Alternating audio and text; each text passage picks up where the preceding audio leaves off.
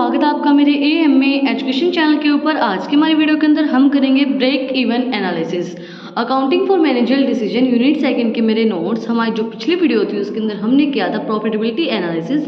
अगर आपने वो वीडियो नहीं देखी है तो उसका लिंक डिस्क्रिप्शन में है, आप लोग जाके चेक कर सकते हैं। और अगर आप चैनल पे नए हैं तो सबसे पहले चैनल को जाकर सब्सक्राइब करें, बेल आइकन प्रेस करें फॉर न्यू अपडेट्स। तो हम वीडियो को स्टार्ट करते हैं ब्रेक इवन एनालिसिस से।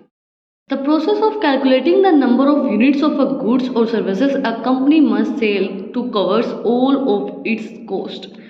वो प्रोसेस जिसके अंदर गुड्स और सर्विसेज कंपनी बेचती है, जहाँ पे वो अपनी कॉस्ट को कवर करती है। ब्रेक इवन एनालिसिस जिसको हम बोल सकते हैं पॉइंट ऑफ इक्विलिब्रियम, इकोनॉमिक्स के अंदर हम जो बोलते हैं ना पॉइंट ऑफ इक्विलिब्रियम, जहाँ पे हमारा जो प्रॉफिट है वो एक मिनिमम पॉइंट तक पहुंच जाता है कि हाँ भाई इतना प्रॉफिट हमें होना चाहिए। एट अ मिनिमम जो हमारा पॉइंट होता है उसको हम बोलते हैं ब्रेक इवन पॉइंट।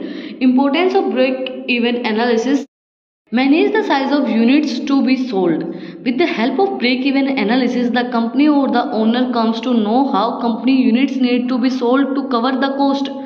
इसके अंदर देखो, मैंने क्या बताया आपको कि जो ब्रेक इवन पॉइंट होता है वो हमारा होता है प्रॉफिट, जहाँ पे हमने मिनिमम रीच कर लिया है। तो इसके अंदर हमें बताता है ब्रेक इवन पॉइंट कि हमें कितना सेल करेंगे हम, जब हमें प्रॉफिट मिनिमम पॉइंट पे हो जाएगा हम ब्रेक इवन पॉइंट को टच कर देंगे।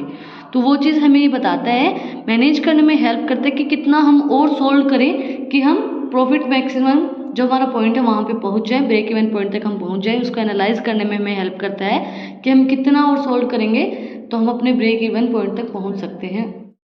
Budgeting and setting targets: since the company or the owners know at which point a company can break even, it is easy for them to fix a goal and set a budget for the firm accordingly।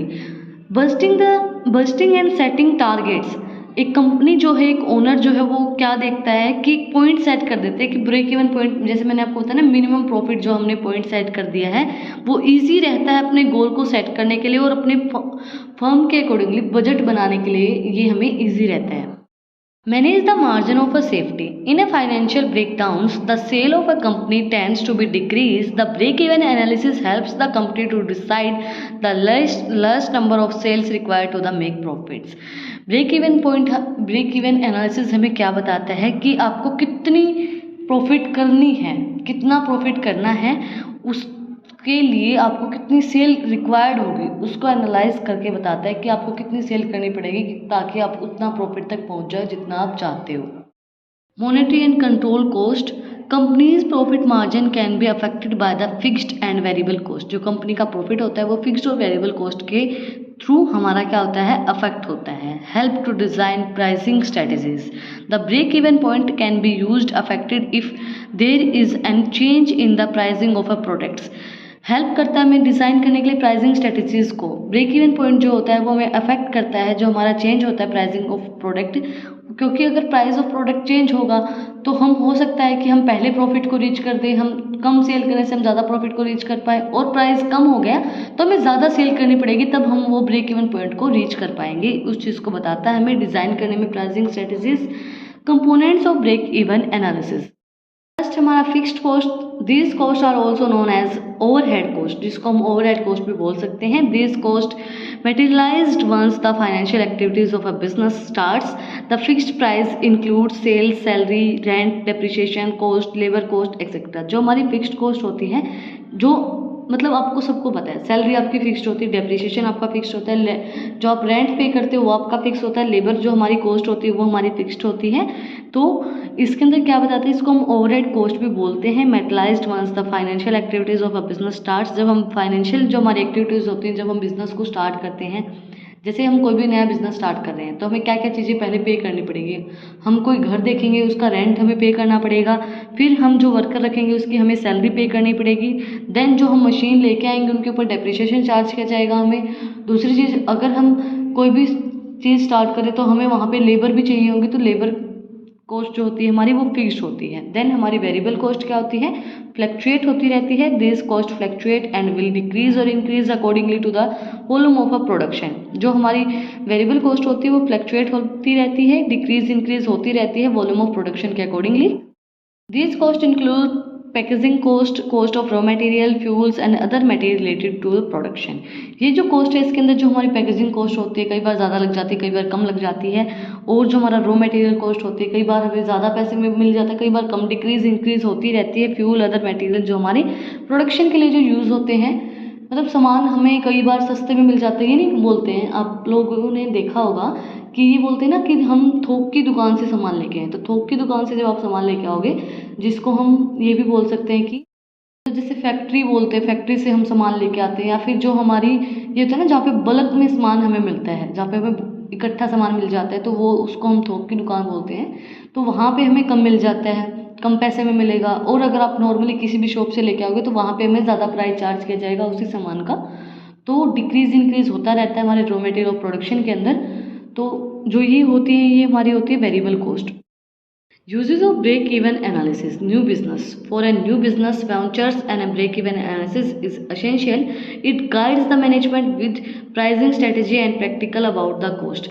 नए business के लिए बहुत अच्छा रहता है break even analysis कि आपको कितने सेल करने से कितना प्रॉफिट आपको मिल सकता है, और इतने प्रॉफिट के अंदर आपका ब्रेक इवन पॉइंट आप छूज पाएंगे, आपका पॉइंट ऑफ इक्विलिब्रियम हो जाएगा। तो वो जो है ये हमें प्राइसिंग स्ट्रेटजीज बताता है, प्रैक्टिकली हमें कॉस्ट बताता है कि हम कितनी कॉस्ट इसकी फिक्स कर सकते हैं। नेक्स्ट हमारा मैन्युफैक्चरिंग न्यू प्रोडक्ट, जब हम कोई भी नया प्रोडक्ट मैन्युफैक्चर कर रहे हैं, an existing company is doing a launch a new products and then they still have a focus on the break even analysis before starting and see the products adds necessary expenditure to the that company। जब हम कोई भी नया product market के अंदर लेके आते हैं तो हम ये चीज़ देखेंगे कि इसकी कितनी सेल होगी, तब हम अपने ब्रेक इवन पॉइंट तक पहुंच पाएंगे। तो वो चीज़ से ब्रेक इवन एनालिसिस फोकस करता है कि आप कोई भी नया बिजनेस स्टार्ट कर रहे हैं या फिर कोई भी नया प्रोडक्ट मार्केट के अंदर लेके आ रहे हैं, तो वो उसका पूरा फोकस क्या होगा कि प्रोडक्ट जो है उसके ऊपर आपने जितना एक्सपेंडिचर किया है उतना आप उसके ऊपर कमा पाएँ। Change in business model, business model आपने स्टडी किए होंगे कि business to business, business to consumer, business to wholesale, business to retailers, या फिर बिजनेस टू गवर्नमेंट, या फिर business to consumer, consumer to consumer, जो हमने बिजनेस मॉडल्स पढ़े हुए हैं। तो ऐसा भी हो सकता है कि जब आप शिफ्ट कर रहे हैं रिटेलर से बिजनेस होलसेलर में जा रहे हैं, the break even analysis works even there is a change in the business model like shifting from retailer business to wholesaler business. आप रिटेल जो आपका बिजनेस है उससे आप होलसेलर बिजनेस से शिफ्ट हो रहे हैं, तो उस चीज़ में भी हमें ब्रेक इवन एनालिसिस हेल्प करता है। ब्रेक इवन एनालिसिस का क्या फॉर्मूला होगा, हम किस तरीके से इसको कैलकुलेट कर सकते हैं। Break even point equals to fixed cost minus price per cost and minus variable cost, तो हमारा ब्रेक इवन पॉइंट निकल आएगा। फिक्स्ड कॉस्ट हमारी कौन सी होती है? फिक्स्ड कॉस्ट हमारी होती है जैसे कि हमारी इंक्लूड की जाती है इसके अंदर tax, salary, rent, depreciation cost and labour cost etcetera, जो हमारी फिक्स्ड कॉस्ट होती हैं। प्राइस पर कॉस्ट, हमने कितना प्राइस पर कॉस्ट हमारा लगा है, एंड देन वेरिएबल कॉस्ट जो हमारी होती है, रॉ मटेरियल हो गया, पैकेजिंग कॉस्ट हो गई, fuel and other material related to production जो हमारे होते हैं वो हमारे वेरिएबल कॉस्ट के अंदर आएंगे। अगर हम इनके अंदर से माइनस करेंगे तो हमारा ब्रेक इवन पॉइंट निकल आएगा। तो आज की हमारी वीडियो के अंदर हमने किया है break even analysis, accounting for managerial decision unit second के मेरे नोट्स। अगर आपको आज की वीडियो पसंद आई तो आप लोग को पता ही क्या करना है, कमेंट सेक्शन में मुझे बताना है कि आपको वीडियो कैसी लगी। कोई भी डाउट है तो वो भी आप लोग कमेंट सेक्शन में मुझसे पूछ सकते हैं। और अगर आपको इन नोट्स की PDF चाहिए तो टेलीग्राम चैनल का लिंक भी डिस्क्रिप्शन में, आप उसको भी जाकर सब्सक्राइब कर सकते हैं। फिर मिलते हैं एक नई वीडियो के साथ, एक नए टॉपिक के साथ। Like, share and subscribe my channel. Thank you for watching my video.